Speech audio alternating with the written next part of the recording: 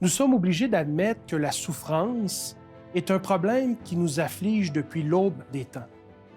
Nous allons commencer une série de 3 émissions sur la question même de la souffrance. Plus précisément, aujourd'hui, nous allons parler de ses origines. Restez des nôtres.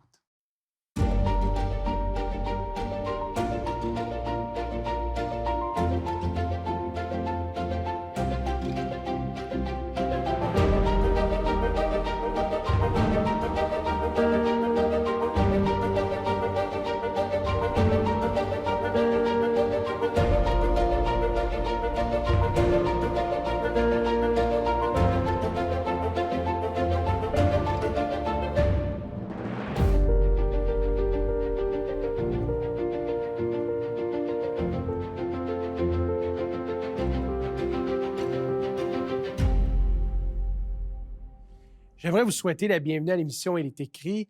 Aujourd'hui, nous allons aborder ensemble un sujet qui est assez difficile, celui de la souffrance, mais plus précisément l'origine de la souffrance dans une perspective biblique.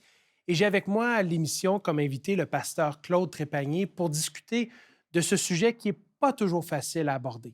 Bonjour Claude. Bonjour Patrick. C'est un sujet, et on l'a dit d'entrée de jeu, qui est pesant, qui est assez lourd. La question de la souffrance, j'imagine que tu es en mesure de nommer des épisodes dans ta vie où tu as été confronté à de la souffrance. Je suis en mesure de le faire également et je suis convaincu que nos auditeurs qui nous écoutent aussi ont passé par des moments souffrants. On va faire une série d'émissions sur la souffrance et aujourd'hui, la première émission qu'on va faire ensemble, c'est plus sur la question de l'origine de la souffrance. OK. Alors, j'aimerais que tu puisses nous aider à mieux comprendre d'un point de vue biblique l'origine de la souffrance. D'un point de vue biblique, on nous dit qu'il y avait eu guerre dans le ciel à l'origine. Donc, on nous dit que Lucifer, devenu Satan, a remis en question ce que Dieu faisait, ce qu'il était. Puis là, il y a eu un genre de problématique qui s'est créée. Puis là, on dit qu'il a été précipité sur la terre. Autrement dit, il ne pouvait plus être au ciel, là où il avait été baba. Donc, dans le grand film qu'on pourrait appeler la grande controverse entre le Christ et Satan, la première scène, ce serait en fait une guerre entre Satan et Christ où finalement, il y a une révolte, puis Christ va chasser Satan du ciel avec les anges qui ont choisi de le suivre, Absolument. en fait, qui deviennent des démons. Exact. Puis, le lieu où ils vont être envoyés, en fait, c'est la terre. Et ça suscite une question philosophique sur la question de la souffrance, parce qu'en quelque part, ça a dû être difficile pour Dieu de voir qu'il y a eu révolte dans son royaume.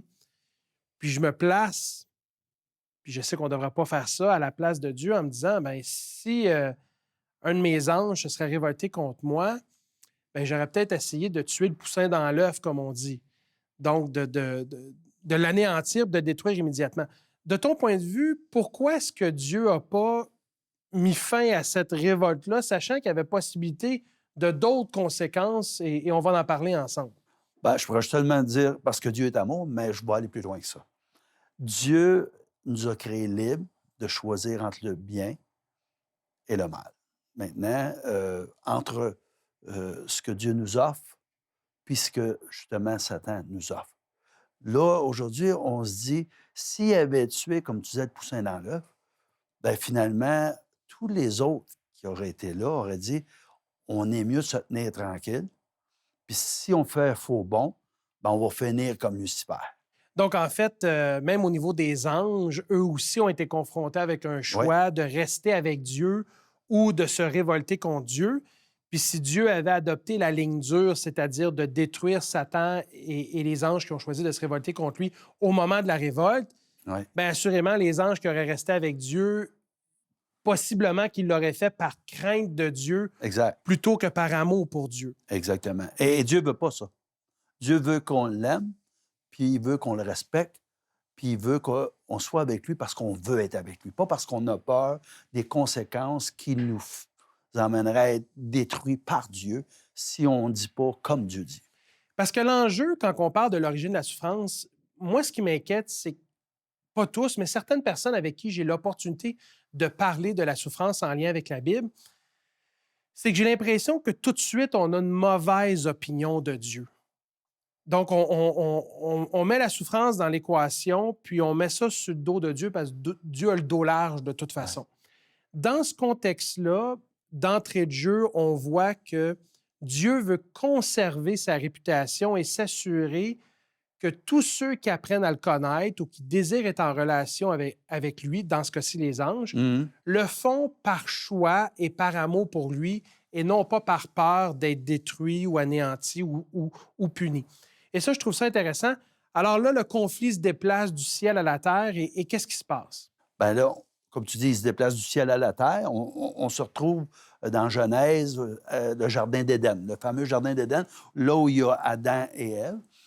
Puis, dès l'origine, au chapitre 2, si on veut être plus précis, là, le verset 16 et 17, il y a là où on voit Dieu justement dire, voici ce qu'il en sera si vous obéissez et si vous n'obéissez pas. Il dit au verset 16 du chapitre 2, l'Éternel Dieu donna ce commandement à l'homme, tu pourras manger de tous les arbres du jardin, mais tu ne mangeras pas de l'arbre de la connaissance du bien et du mal, car le jour où tu en mangeras, tu mourras.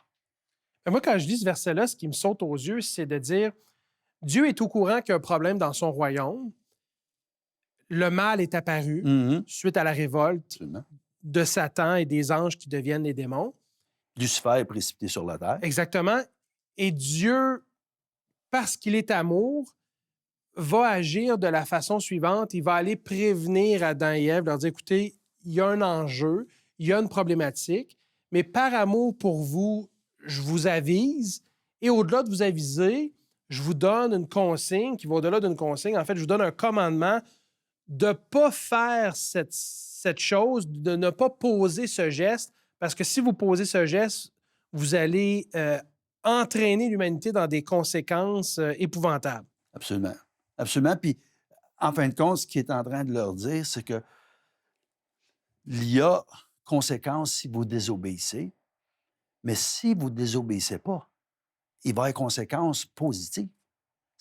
Les choses vont bien se faire, les choses vont bien aller.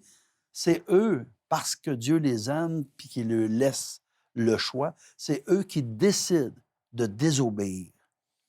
Donc, Dieu est pris un peu entre l'arbre et l'écorce, si on peut s'exprimer ici, parce que ce n'était pas sa volonté que le mal, le péché et la souffrance euh, existent, mais assurément parce qu'il est Dieu, il est omniscient, il en a prévu l'existence. Yes.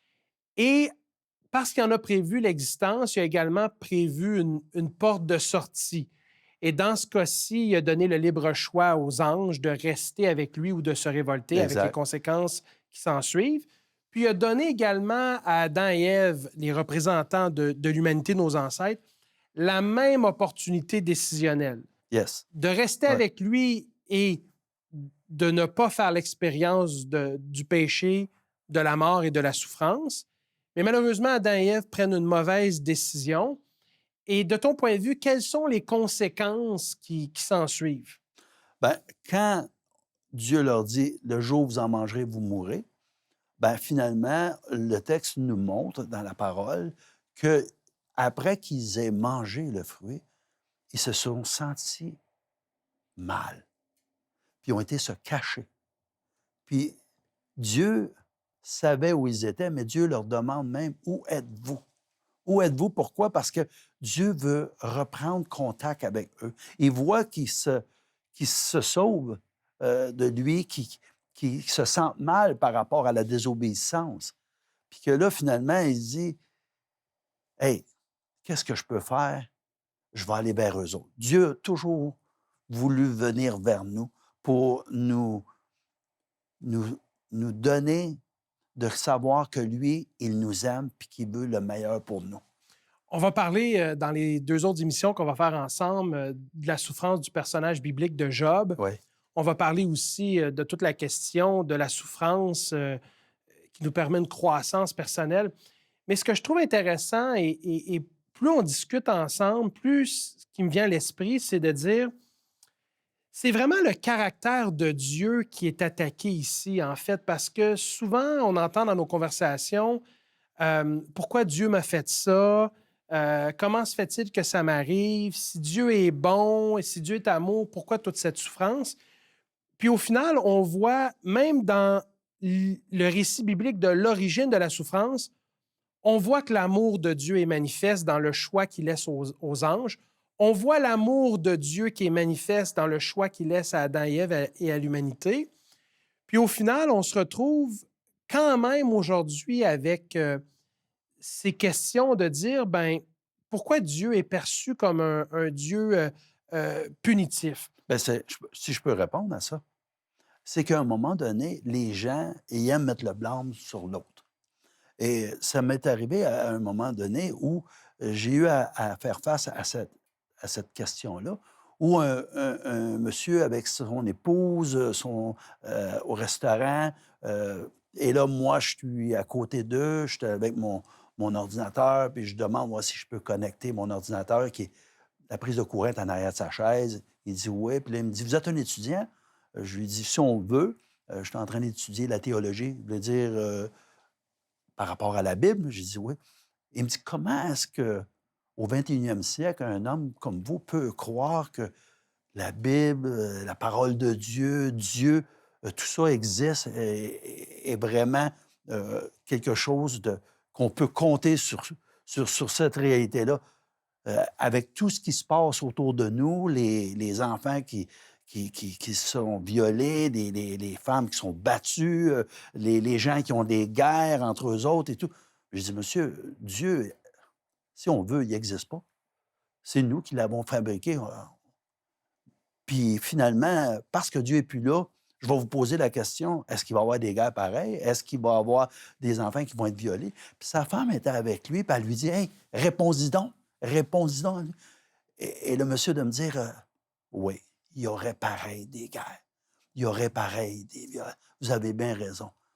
J'aimerais ça qu'on prenne la conversation à un autre tantôt. Est-ce que vous venez ici souvent au restaurant? Je lui ai dit oui, je viens assez souvent pour justement travailler sur mes travaux. Et j'aimerais ça qu'on en parle pour comprendre davantage ce qu'il en est vraiment. Oui, parce que pour certaines personnes, en fait, l'absence de Dieu dans l'équation, ça les arrange. Ben Mais oui, en même temps, si on choisit d'éliminer Dieu de l'équation, on est devant toute la question de la responsabilisation en tant qu'humanité. exact. Puis on pourrait facilement poser l'argument de dire si Dieu n'existait pas, est-ce qu'il y aurait encore de la souffrance? Et à travers l'histoire que tu as partagée avec nous, la réponse c'est oui, ces choses-là continueraient d'exister. Mais quand je retourne au récit biblique de l'origine de la souffrance entre Christ et Satan, ensuite l'apparition de la souffrance par la désobéissance d'Adam et Ève dans le Jardin d'Éden, Mhm. ce qui me frappe, c'est que finalement, la souffrance, au cœur de ce concept biblique et théologique, il y a toute la question de l'absence de Dieu. Ouais. Fondamentalement, là. Puis on pourrait les nommer, les souffrances. Là. On pourrait parler de la perte d'un enfant, d'une maladie incurable, d'une tragédie humanitaire quelconque, un désastre, des guerres et tout. Puis je ne veux pas non plus qu'on fasse juste parler de la souffrance d'un point de vue philosophique comme si c'était quelque chose qui était détaché de notre vécu personnel.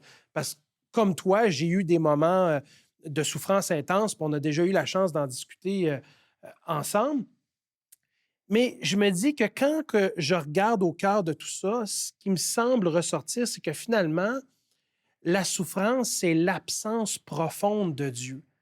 Parce que dans la souffrance, si Dieu est avec nous, ben, il y a la possibilité, en fait, de comprendre son amour, de comprendre sa bonté, de comprendre sa compassion.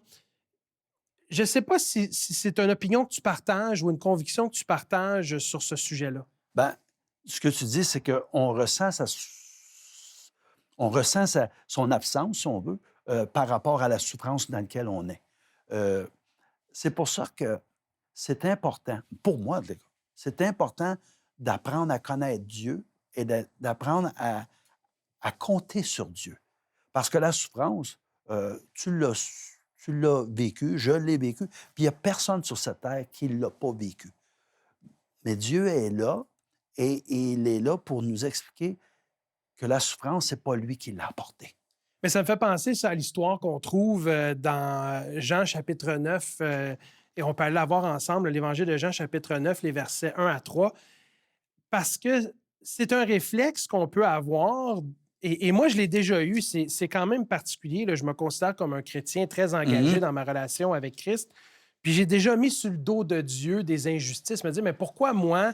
Pourquoi je dois passer à travers ça? Ou pourquoi tu t'acharnes sur moi? Exactement, de pointer Dieu du doigt, puis en fait, de penser que Dieu est en train de me punir. Ouais. Alors que quand on regarde l'ensemble du récit biblique, Dieu s'efforce de se révéler à nous dans notre souffrance Mhm. en nous donnant des indicateurs de son caractère, de comment il est. Je ne sais pas si tu pourrais aller pour nous, Jean chapitre 9, les versets 1 à 3, s'il vous plaît. Oui. Jean chapitre 9, verset 1 à 3 nous dit, Jésus vit, en passant, un homme aveugle de naissance. Ses disciples lui demandèrent, Rabbi, qui a péché, lui ou ses parents, pour qu'il soit né aveugle? Jésus répondit, ce n'est pas que lui ou ses parents aient péché, mais c'est afin que les œuvres de Dieu soient manifestées en lui. Donc, eux autres, ils cherchaient un coupable. C'est-tu lui qui est le problème ou c'est ses parents qui étaient le problème, puis que la résultante a été là, de ce qui est né aveugle? Mais moi, ce que j'aime, c'est que dans l'ensemble de ce récit-là, quand on contextualise l'origine de la souffrance, pardon, et l'apparition de celle-ci, on se retrouve dans une situation où finalement, Dieu nous dit, j'assume l'existence de la souffrance, j'en assume la responsabilité, je vous donne une voie de sortie par l'entremise du Christ et de ce qu'il a fait pour chacun d'entre vous, Une solution, en fin de compte. une solution en fin de compte. Puis c'est aussi une occasion pour moi de me manifester. Ouais. La souffrance va toujours être une occasion pour Dieu de se manifester. Puis on va avoir la chance, dans une prochaine émission, surtout celle qu'on va faire sur la question de la souffrance et Job, le personnage biblique qui a probablement été le plus affligé. Absolument. Ça devait être même pas drôle, là, quand on dit pas drôle, dans le sens que ça devait être Tragique, tragique, tragique, tragique, et effectivement. bouleversant. Mais ceci dit, je voudrais pas qu'on laisse nos auditeurs dans l'oubli aujourd'hui par rapport à la question de la souffrance, parce qu'on a parlé beaucoup d'un point de vue théologique et philosophique. Est-ce qu'il y a de l'espoir? Ben moi, il y a deux choses qui me donnent de l'espoir. Un, c'est que le même Dieu qu'on accuse être de celui qui a apporté la souffrance ou qui l'a permise, ben lui-même a souffert. A souffert à la croix du Calvaire à travers Jésus-Christ, son Fils bien-aimé. Donc, Père souffre de voir son Fils mourir pour l'humanité. Et, et là, il nous transpose à la fin de tout ce qu'on aura vécu sur cette terre par rapport au péché. Il nous amène dans l'Apocalypse, le dernier livre de la Bible, dans le chapitre 21, l'avant-dernier chapitre, au verset 4. Et là, la bonne nouvelle, elle est là. Chapitre 21, le verset 4, on dit « Et l'essuiera toute larme de leurs yeux, la mort ne sera plus, il n'y aura plus ni deuil, ni cri, ni douleur, car les premières choses ont disparu. » C'est vrai que c'est une belle promesse et je pense que ça conclut bien notre émission et on aurait pu aborder la question de différentes façons et en dire beaucoup plus. Mhm. Évidemment, on va traiter du sujet ensemble à nouveau sur la question de Job et ensuite sur la souffrance, comment ça peut être un vecteur de croissance personnelle. Mais moi, ça m'encourage de considérer que notre vie terrestre, 70, 80 ans, puis je ne veux pas diminuer la souffrance de personne, pas du tout. Mais quand je mets ça à la lumière des promesses de la Bible, de dire qu'on va passer l'éternité sans fin avec Dieu, puis il n'y aura plus de larmes, il n'y aura plus de mort, il n'y aura plus de souffrance, il n'y aura plus de péché. C'est quelque chose qui m'encourage, puis j'espère que ça l'encourage également nos auditeurs, et j'espère que toi aussi, tu es encouragé par ça. Ouais. Claude, j'aimerais te remercier d'avoir été avec nous aujourd'hui. Aurais-tu la gentillesse de nous conduire dans une courte prière, s'il vous plaît? Absolument. Prions. Éternel, notre Dieu, notre Père, on veut te remercier pour ton amour, pour tout ce dont tu fais pour nous au quotidien. Seigneur, on t'aime, on veut te servir. Malgré les souffrances, on te demande de nous donner, d'avoir une paix profonde. Et cette paix, c'est Jésus qui nous la donne. Et c'est en son nom que j'ai prié. Amen.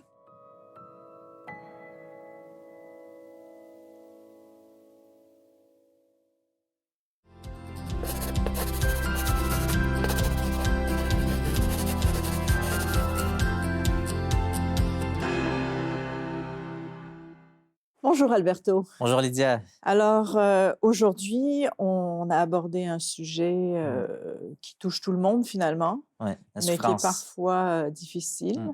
Et donc, on offre un petit livre qui est un essai. Donc, c'est un travail, c'est un livre qui est peut-être un petit peu plus difficile à lire d'habitude, on offre des livres qui sont assez faciles à lire. Celui-là, il y a certains chapitres qui peuvent être un peu difficiles, mais par contre, toi, tu l'as lu, alors tu vas pouvoir nous en dire un peu davantage. Oui. Comme tu dis, je crois qu'il y a certaines pages qui se lisent quand même assez bien. Cependant, il y a des bouts, il y a des phrases, des paragraphes, en fait, à relire, tout simplement, à cause des mots, le langage utilisé, la structure des phrases et le sujet, qui n'est pas évident.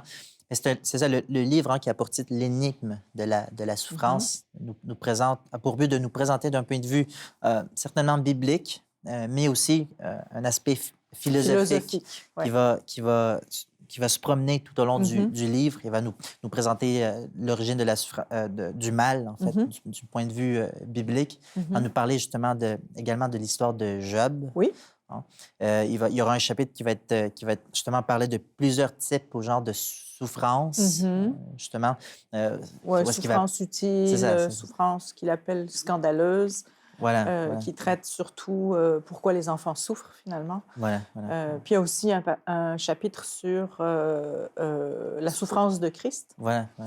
Donc c'est assez complet, même si c'est un petit livre pas trop épais. Mais en tout cas, bien complet. Voilà. Et donc, justement, de là, on apprend juste une petite pensée que même les justes, lorsqu'on pense à Jésus, même les justes souffrent. Donc, pour un modeste prix... Oui, 15 $ plus les frais de poste, on peut se procurer l'énigme de la souffrance. Merci, Lydia. De rien. Pour effectuer votre commande, écrivez-nous à Il est écrit, casier postal 99, succursale Rosemont, Montréal, Québec, H1X3B6.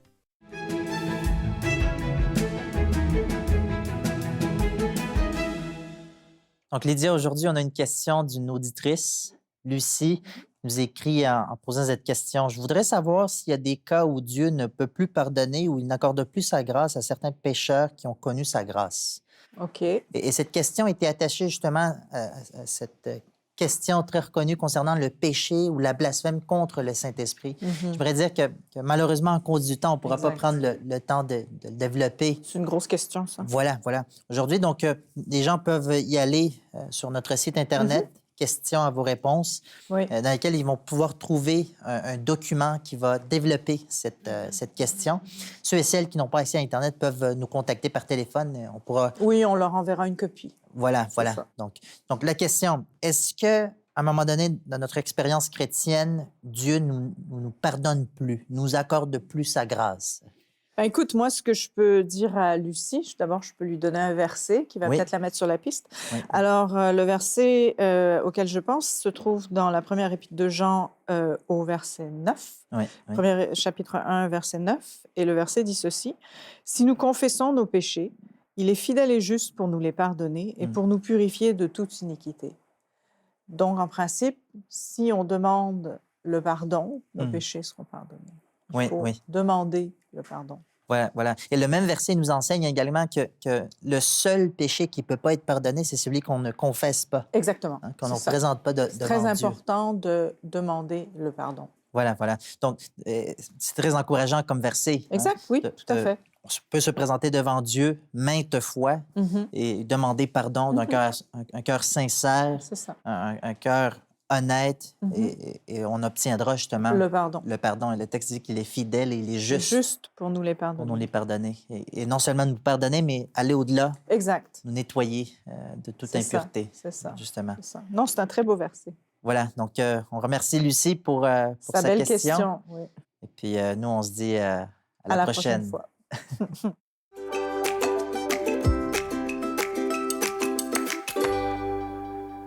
On entend de plus en plus parler du jeûne comme étant positif pour la santé.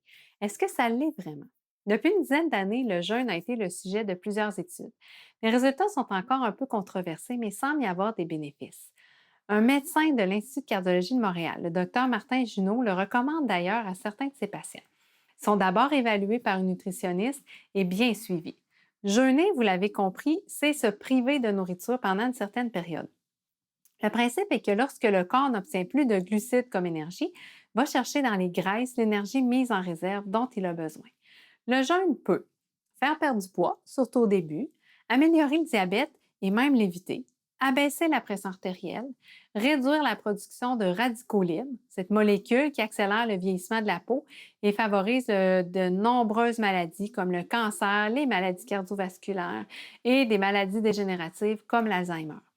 Ça peut aussi augmenter l'énergie et le sentiment de bien-être si c'est pratiqué dans les bonnes conditions. Est-ce qu'il y a des dangers au jeûne? Oui, ça ne doit pas se faire sans avis médical parce que le jeûne peut, entre autres, provoquer des carences comme de l'anémie et de la déshydratation et ça peut aussi augmenter l'effet de certains médicaments, donc nécessiter un ajustement. Comment procéder? Il faut s'assurer d'avoir une bonne alimentation complète et équilibrée et suffisante lors des repas.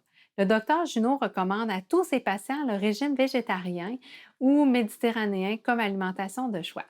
Le jeûne peut prendre vraiment différentes formes, soit des journées entières, par exemple 2 journées par semaine, ou des périodes ciblées. Par exemple, un jeûne de 12 heures qui va de 6 h, 18 h en fait, à 6 h le matin, ou un jeûne de 16 heures qui va de 16 h à 8 h le lendemain matin. Le repas du matin demeure vraiment important. Pendant le jeûne aussi, surtout si vous jeûnez de jour, c'est très important de boire beaucoup d'eau. Le jeûne devient un mode de vie pour ceux qui décident de l'adopter. Pratiquer un certain temps puis délaisser, la prise de poids et les problèmes de santé vont revenir. Alors, prenez le temps d'en discuter avec un professionnel de la santé avant de vous lancer dans cette nouvelle tendance.